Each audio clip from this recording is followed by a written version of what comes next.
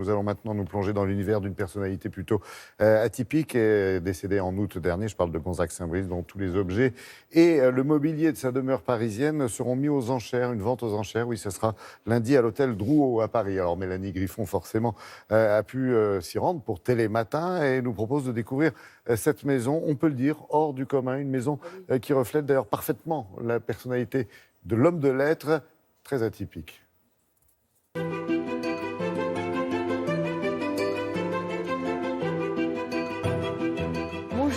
Bonjour Marie-Claude. Bienvenue dans la maison de Gonzague. Merci. Vous nous accueillez ici, dans la demeure parisienne de Gonzague. Oui, cette demeure, il l'avait choisie parce qu'elle représentait tout à fait ce qu'il aimait. On a l'impression comme ça quand on arrive d'un joyeux bric-à-brac. Oui, c'est le bric-à-brac balzacien. Balzac exprime d'ailleurs très bien son bric-à-brac en disant qu'il était un peu le reflet de l'âme. Et je pense que cette maison est tout à fait le reflet de l'âme de Gonzague. Qu'est-ce qu'on y trouve comme référence ici dans cette pièce ? C'est une référence à chacun de ses livres. Ici, vous avez la porte Casanova. C'était l'endroit où était la maison de Casanova au XVIIIe siècle. Alors, il y a des graffitis sur tous les murs. Là, chez Miakin, oui, l'artiste russe. Voilà, il a fait ce magnifique dessin un peu satirique et qui rappelle aussi Casanova. C'était en quelque sorte le livre d'or de Gonzague ?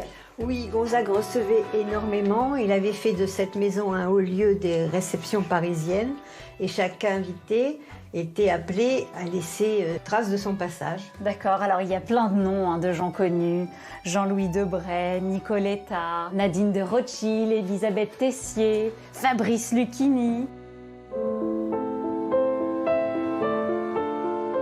Là, Marie-Claude, on traverse la salle à manger François Ier.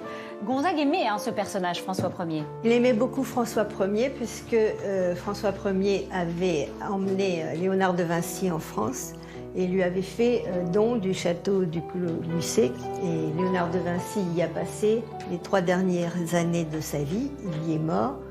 Et Gonzague a vécu son enfance dans ce château. Parce qu'il est devenu la propriété de la famille de Gonzague. Voilà, tout à fait. Et alors on voit une très belle perspective. Il a fait peindre sur le mur extérieur le Clos Lucé.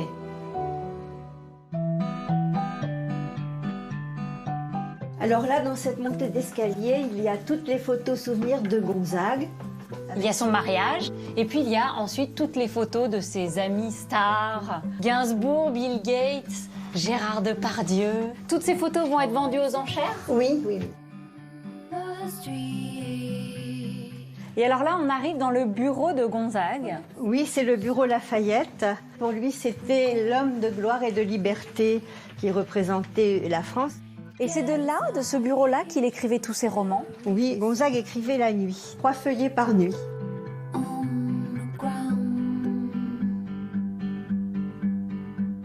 Dans ce bric-à-brac qu'on pourrait considérer absolument délirant, non, tout avait sa place. Oui, tout est finalement très organisé, la mise en scène est très soignée. C'est très soigné, tout objet a une relation à quelque chose, ou à un livre, ou à une histoire littéraire. C'était sa passion. Alors je le répète, la vente aura lieu lundi à Drouot. Tous les bénéfices iront au projet de la maison d'écrivain Gonzague Saint-Brice en Touraine. Quant à l'exposition, elle est accessible demain entre 11h et 18h. Demain, samedi, entre 11h et 18h.